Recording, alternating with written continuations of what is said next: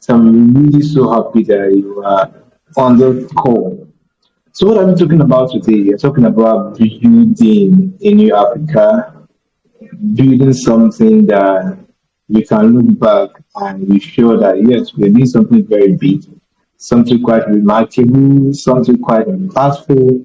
And one of our significant goals while we're having this conversation is to help every one of us build a continent that we all be desiring to live. We all be desiring to tell the world that this is Africa. I want us to look back in a few years to come to say, I'm proudly an African. I am proudly an African. Because it's not just about being Africa, it's about doing something that could actually be making part and to society. So it's quite an honor for me to be having this conversation. I am not doing it alone. My friend is going to come with me. My friend is going to be with me on this call. So it's going to be something that you really not actually miss. Because Africa is our responsibility. I always tell people who are close to me, Africa is a responsibility. Building Africa is not something that we can afford outside. It is everyone call and responsibility. Because for Africa to be great, there has to be a co-responsibility. It has to be not just our responsibility, it has to be our purpose. It has to be something that we all are always looking up to just to make Africa great. So we have to give a few minutes while I bring out the guest speaker. One of my closest friends. I watch her do one of the amazing work towards building a new Africa, not just in. It's quite a new sector because we live in a world whereby women are not given the opportunity to express themselves. So seeing a woman who is talking about other women and doing something so mighty towards building a new young leader, a new young leader who not just influence but impact society. So it's quite an honor for me to have her on this show. So just give me 2 seconds where I can bring on board why we yeah.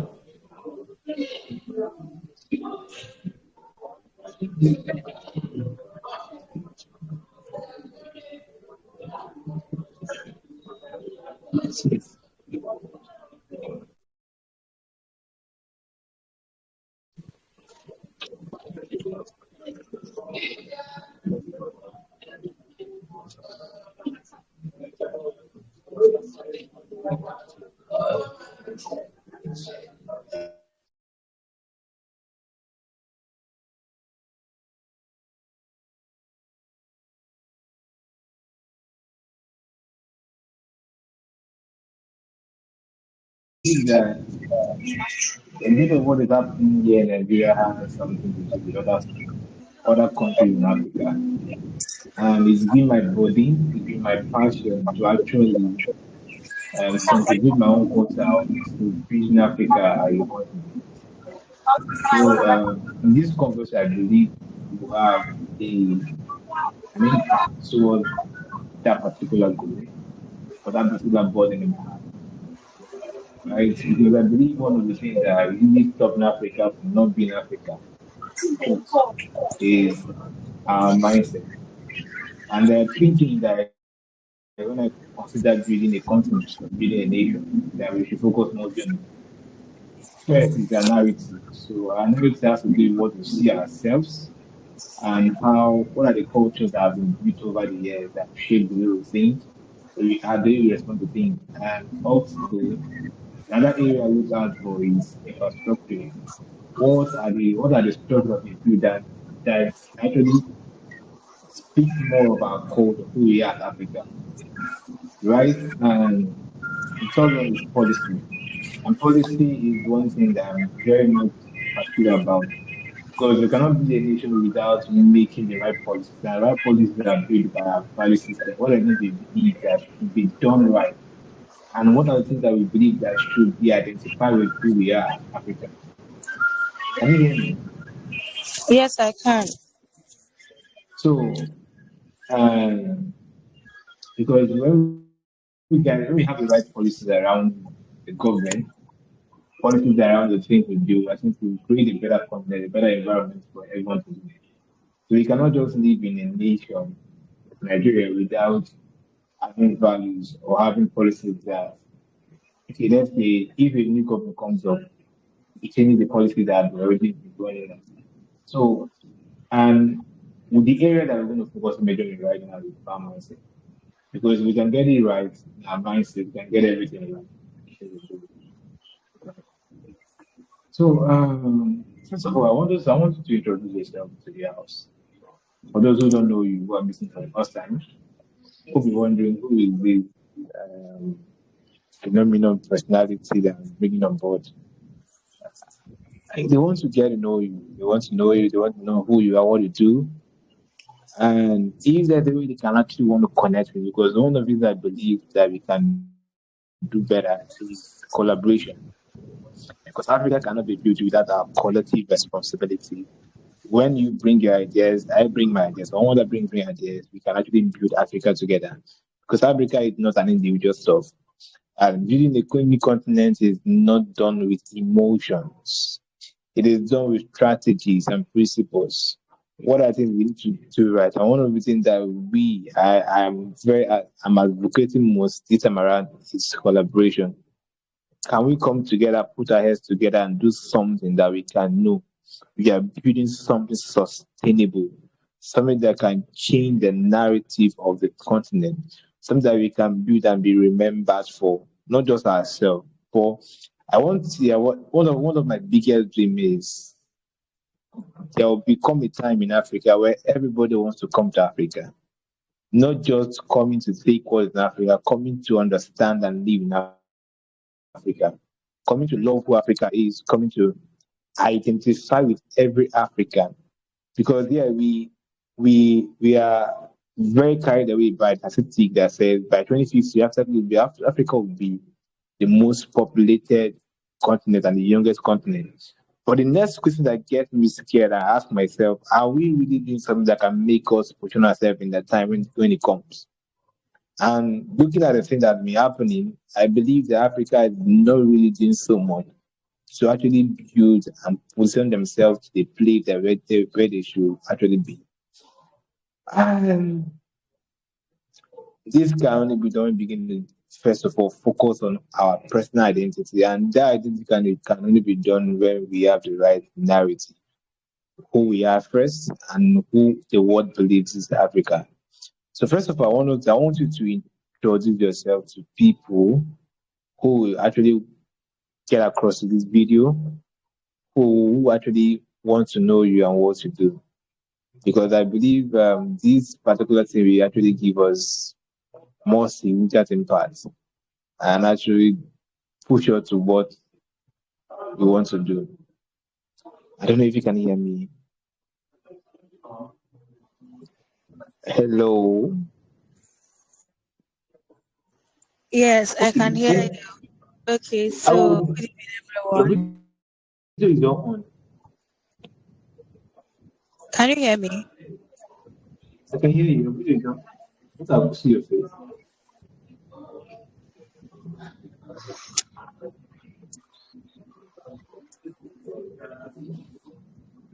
You know, I'm not in a very nice sitting position now. Okay, it's fine. So, Amara Chobet, world class Amara. For the sake of this Okay. conversation, I am just a Nigerian that believes in the possibilities of Nigeria and Africa. Okay. I am an ardent believer in the idea that Africa should actually rule the world. We should be the world powers. We have the human capital. We have the natural smartness that it should take to lead the world. Okay. But for several reasons, there have been caused or enabled by us and our leaders. We are not doing that. But we have it in us to become a world power again.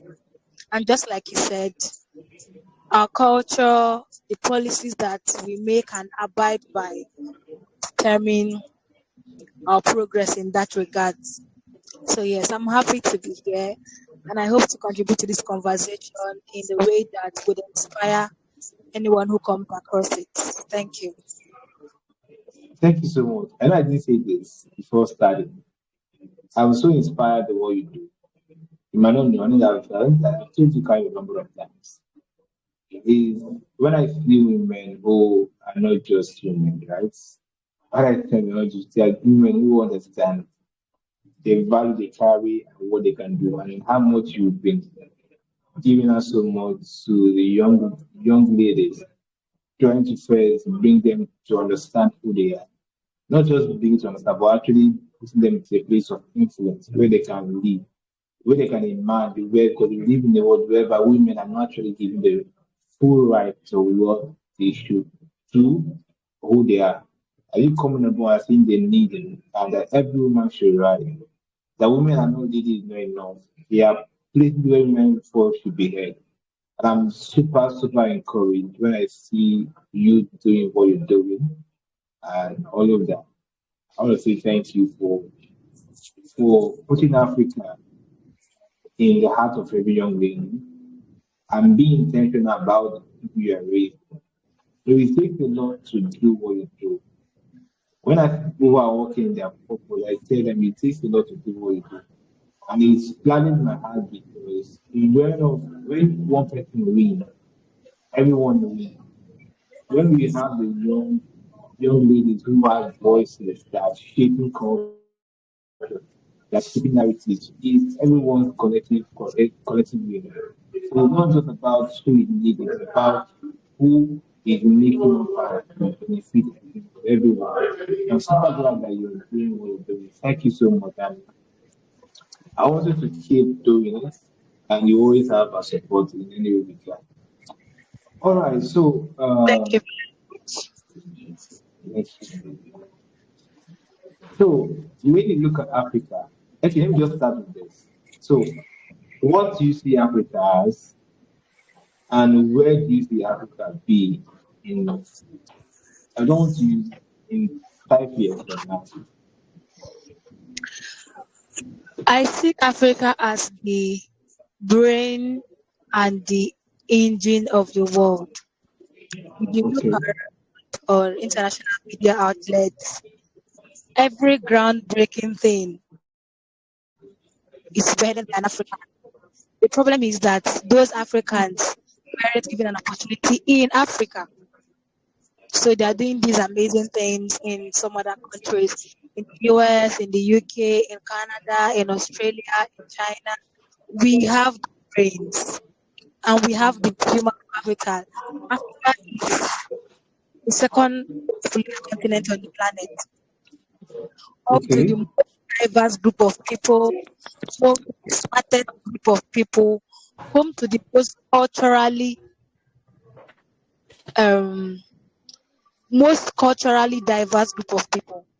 We have the most interesting cultures, the most interesting foods, the most interesting places to visit, the most intriguing experiences.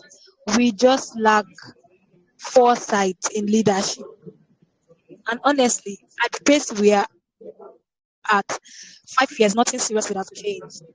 Except if our leaders take the bull by the horn to ensure that they deliver leadership as it should be to their citizens. Africa is like a big village.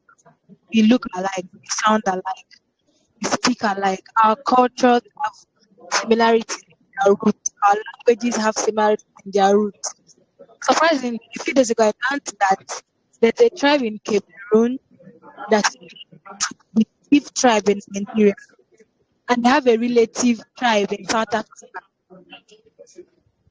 And the person, like the post, invited evidence as to why they actually stated how the ancestors traveled across lands And some words in their vocabulary are actually pronounced and spelled alike. We are just one big community, Wow. but our leaders have either failed to see that or have refused to acknowledge and use it to our advantage.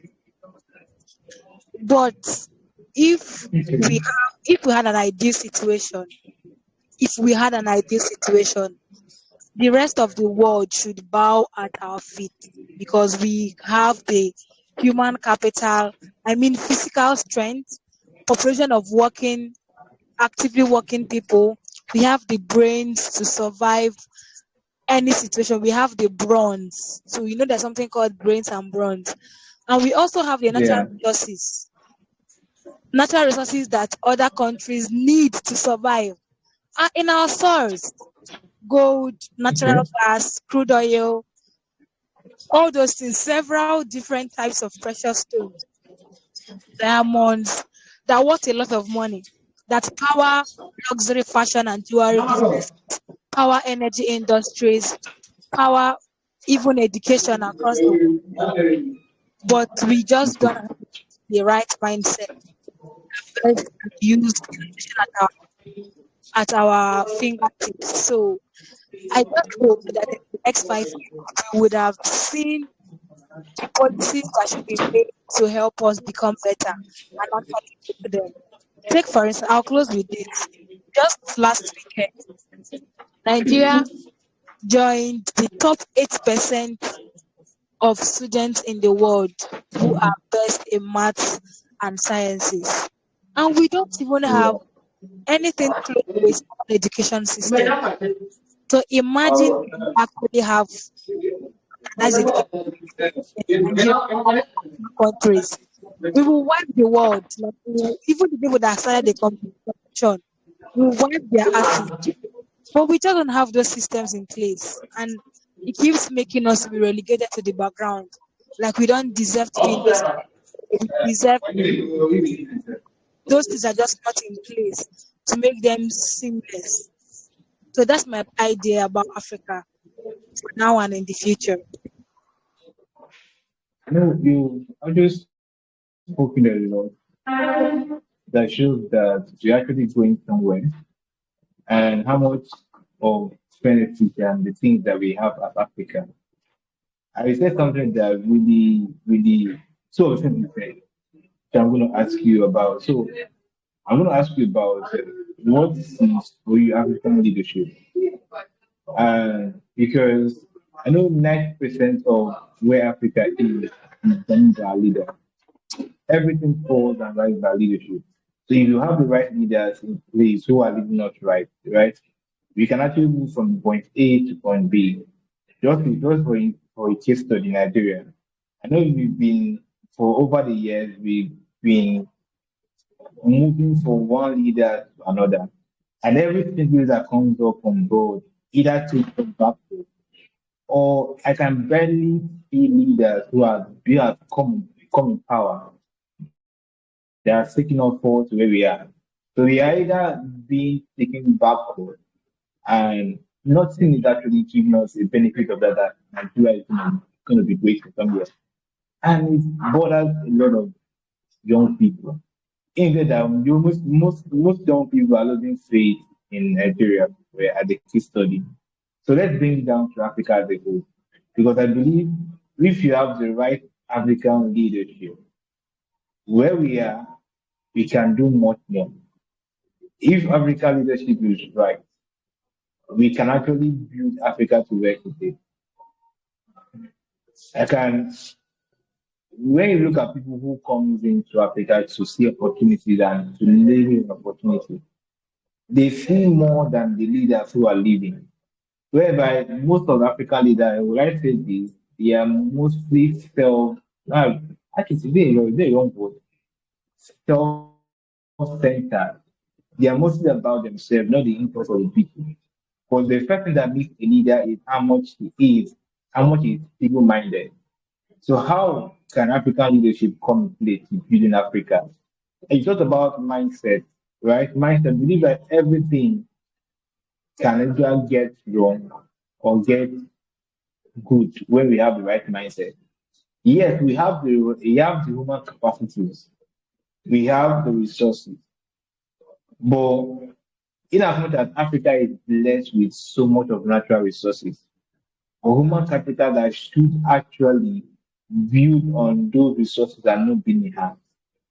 Because yes, we can have plenty of resources in Africa, but the people who are Africans who don't understand how can we work on this? Okay, aside, I'm going to use Nigeria as a case study. Over the years, we've been exporting raw crude oil to other continents, right? And importing them when it's refined.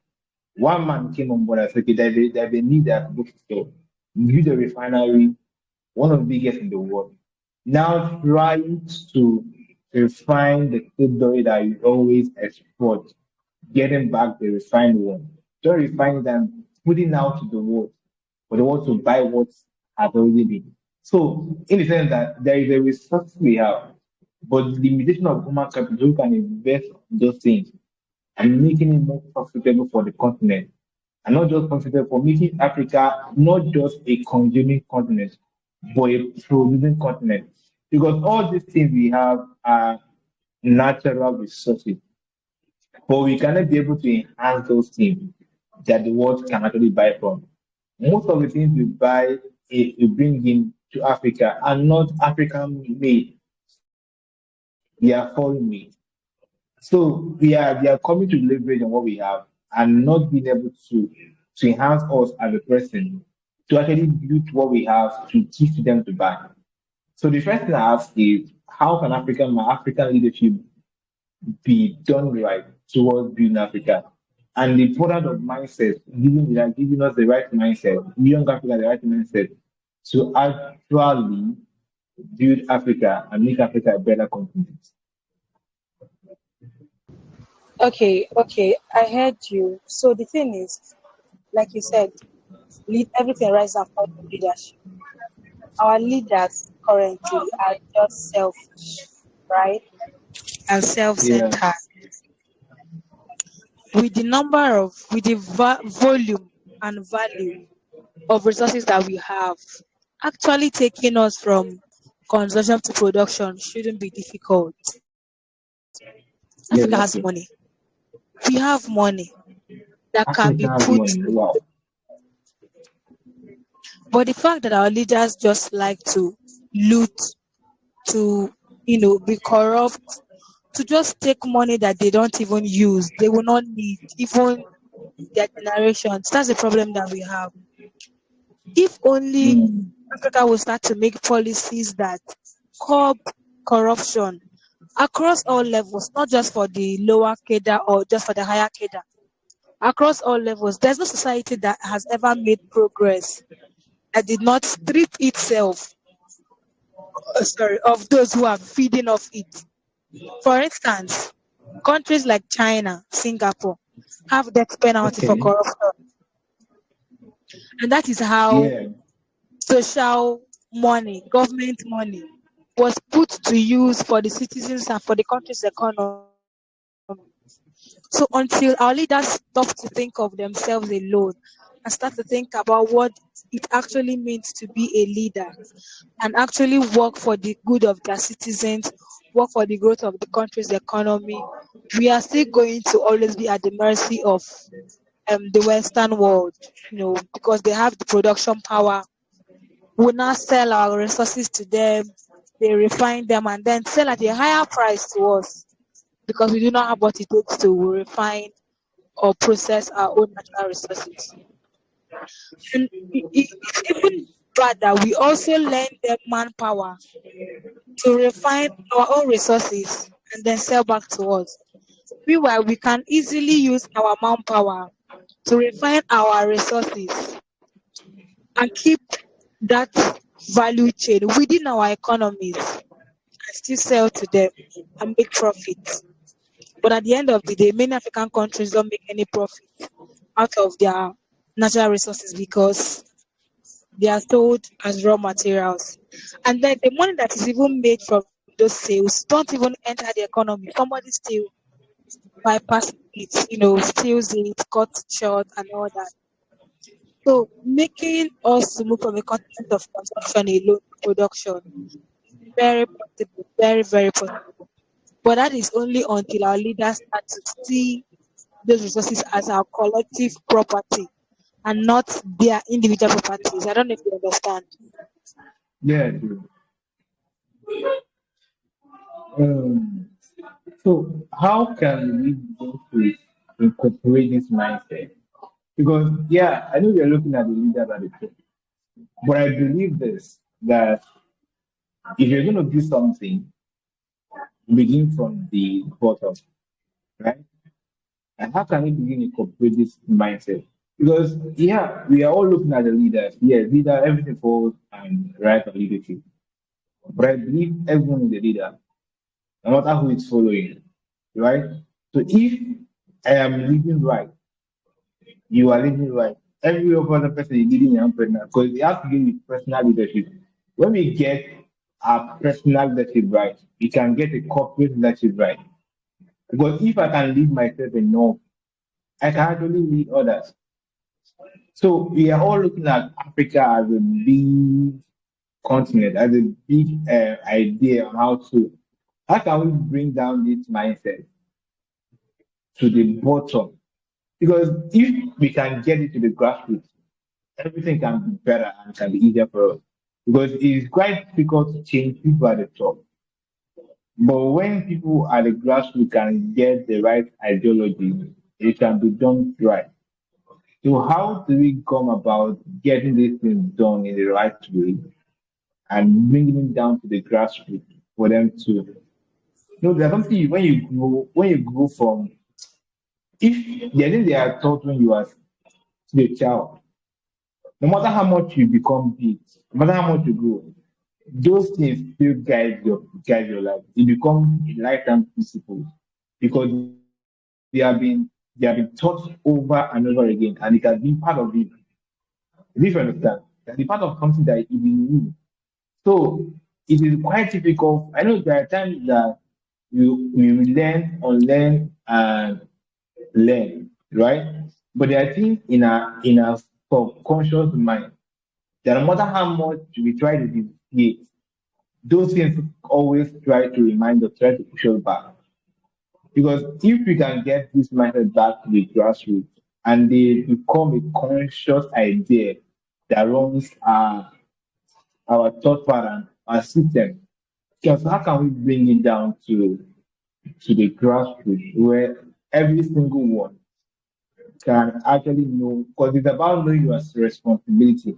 If you believe that Africa is your own core, the Africa is your responsibility, just like what you're doing. You are raising young lady in Africa, not just the people who are actually going to sit on board, who will lead industries, who will become voices in their generation, who will not just be women, but women who are making impact in a very significant way. And it is quite a heavy job, right? It is quite not an easy task. The burden, the everything you put out to make this happen. And if this young lady eventually get the idea you're trying to say to them, then begin to inculcate those things to their lifestyle, to their thought pattern, to everything they do. Then begin to practice them in every field they find themselves. I tell you the truth, it will become easier for us to actually. So how can we bring this mindset down to the grassroots where everyone can actually collectively be part of the systems that builds the continent? I'm an ardent believer in the power of education. Okay, So to that would be education. And I mean okay, both academic and non-academic. I mean both conventional subjects and mindset education. okay. Every country that all the first world countries basically are examples of this. Kids are indoctrinated from childhood on the ideals of the country. Every American child knows what it means to be an American. Every Chinese Mm, child knows what it means to be Chinese. okay. Every Oh, well. child knows what it means to be Japanese. Take for instance, just in the ongoing World Cup, right? Yeah. Japanese cleaned the stadium after their match with, I don't know if it was Germany or I think it was Germany, Like because they in do. their country, cleanliness is a national value. You do not litter. Wow. No matter what is happening, you pick up after you. Even though they lost the game, every Japanese fan picked a dirt bag and picked the stadium spotless clean before they left. And I have heard that before from Mr. Cosmas Madoka. He had Okay. mentioned that Yeah. the conference ended, I think 2024, that one of the reasons why he continues to do business with the Japanese is that they are very clean, they keep to time, and they Mm. never lie. Those things are not Mm. learned in adulthood. They are inculcated with children from basic education. An average American, an American citizen, knows why everything that happens in America happens. They know who the president is, they know who the they know why, they know the political parties in the country, and they can decide which ideology they want for. Same with women. Even in Korea, that is a bit of a dictatorship country. Every North Korean child knows what it means to be a North Korean. So I Okay. say, I have Africa must some. Uh, Africa must be the point where every African child knows what it means to be an African. You have to decide what being an African should be and achieve. It takes time, but one day become like become a like you become an everybody has that to teach, to create that African culture. There has to be values that make you an African. You know the funny thing, we do have values that actually come with African society, but over time they've been run down by various states. For example, Africans are hospitable. It is from birth. Every yeah, African I've child seen take care of visitors. Africans are kind. The moment they identify you as their brother or their sister, you have the same skin color with them, they take you in, they start to help you out. But these things are becoming very scarce as we are evolving because they're not being reinforced for several reasons, right? Even it. Yeah. politically, there used to be a time when it was a thing of pride to be African, when it was a thing of pride to stand face to face against your oppressor and tell them what you don't want. The time when many countries gained their independence, 1957 to 60 to 63 to 65. But those African ideals that made them to get independence from our colonial masters, we don't even have them Yeah. again. Our children now don't know what it felt like to be an African in those days. So if we're going to make any change, if we're going to become a better, more organized society, there has to be an identity of an African and it has to be thought. So I just have a question to ask is as you're talking, something click while you're talking. An American knows what it means to be an American. A Korean knows what it means to be a Korean. So because I was actually having this conversation with a friend some days ago, yeah, and I told her that um, there's something called the American dream. No matter who sits on power, is in power, comes up, they're always running towards that particular vision. And it boils down to, okay, okay, we'll soon be running up. No, it boils down to what I want to ask you. This is going to be the last question. First of all, what does it mean to be an African? And in respect to African vision, African dream, because it's not just about having individual dreams, it's about having a collective dream that look at what we're looking at for towards being an African. Because for an American to be an American, there is an idea that is sold to every one of them. This is who you are. When America steps into any country, it is very rare to them to be intimidated. They're so confident of who they are.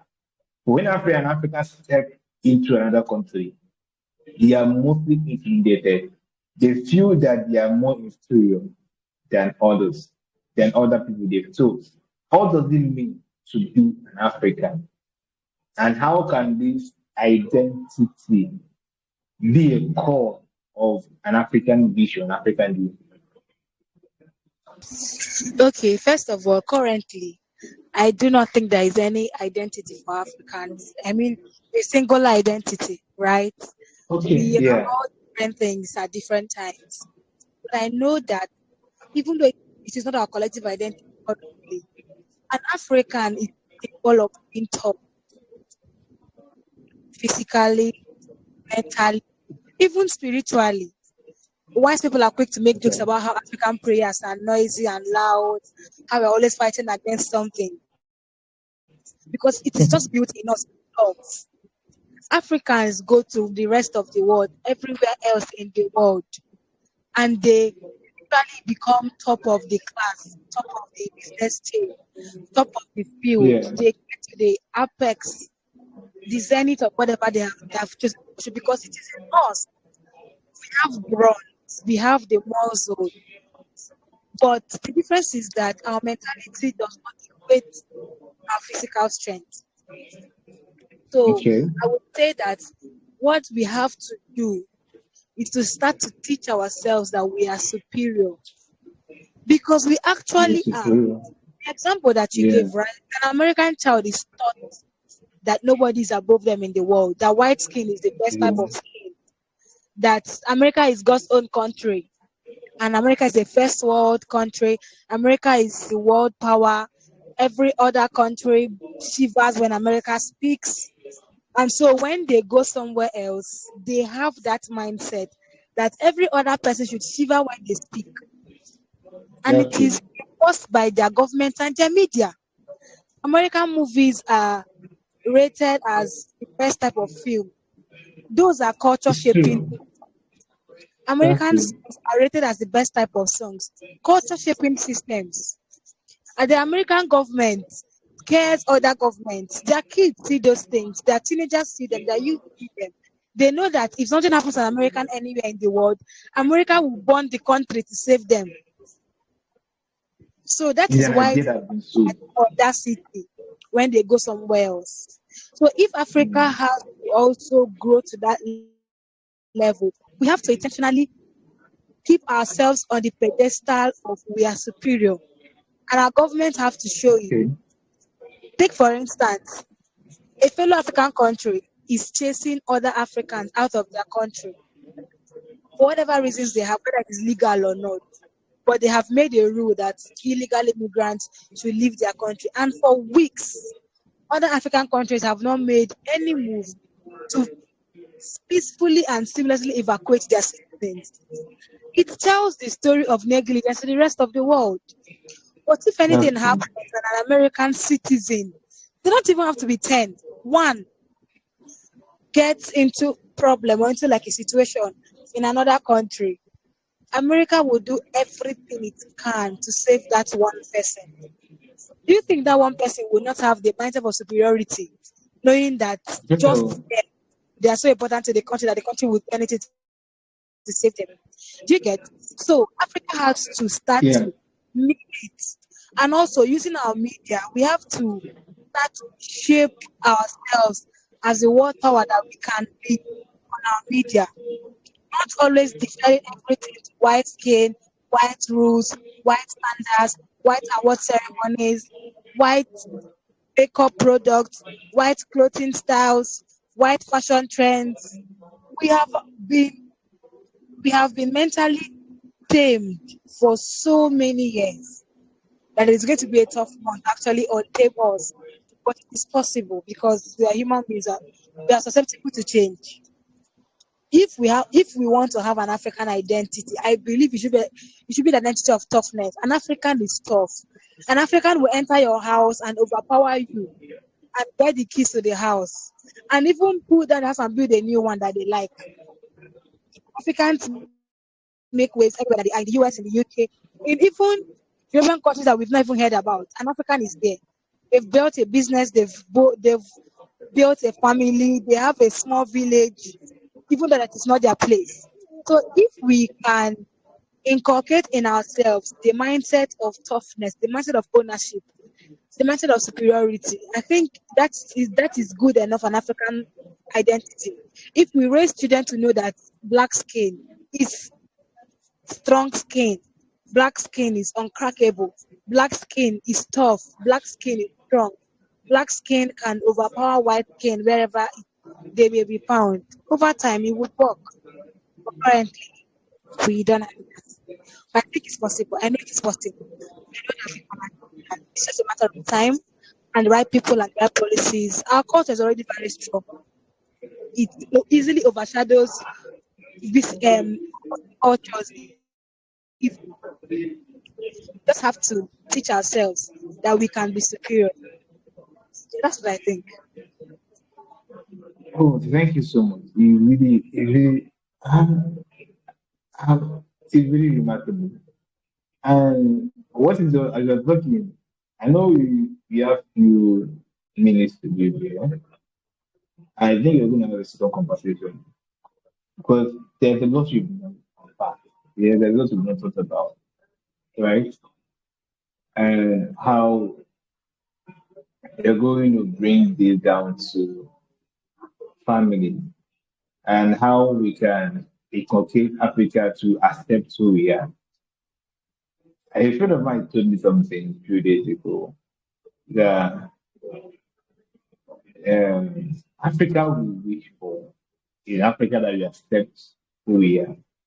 Because we've not come to a point of knowing our identity. Because for an American to be an American, that is an idea that has been sold to them from childhood. Right? They believe that America can save them anytime. And it has been passed on through movies to the media. Just like the Superman, all of those things that be like I know I watched from when I was TV too. All the legend of Avatar. No Avatar. There's other this Justice League. That was my favorite movie when I was like I was always anticipating to watch the next season. And I will not lie to you, those things shaped my mindset. The way I saw America to be as a superpower, when I began to uncover certain things about that these are systems of culture shaping. These are an idea that has been put out just to help us see America the way it is. And when you talk about Africa, even when you think African movies, it's quite discouraging. I'm not lying to you. Either you are okay, you're doing juju, all these things, and it's not giving us a picture of who Africa should be. I believe that we're going to have deeper conversation and how culture shaping how we can culture shape young people in the right way, how we can bring them back to their own identity. Because I believe every identity can be corrected when we begin to shape cultures, when we begin to shape ideology that have been sold out over the years. And this can be done through the media platform. Because there are things that we shouldn't. I know there are places in America that are very, I say, bad, worse than Africa, worse than something countries in Africa. But you can barely see them on the media. What they always put out on the media is America is superpower, this. And we believe, I know we be aspiring to go to certain countries, not because we want to, because it's an idea that has been told to us, this is the best place to be. And they have best system that can make you live your life very well. And because of those things that they shaped you, I don't say it's bad to travel, but what is the reason for traveling, right? So are you traveling because of the idea that has been said to you over the years? Or are you traveling because you want to go create a solution in what they're doing, right? So it's an idea that has been sold over the years. And how can we bring it down to reshaping young people? Because I believe Africa is going to be the youngest continent on earth and mostly populated by young people. And if these young people are not rightly shaped by their identity, they will always be what we call modern slavery or modern colonization. So they are not doing the traditional way that has been done before. These are modern ways to slave us in a way that we don't accept who we are.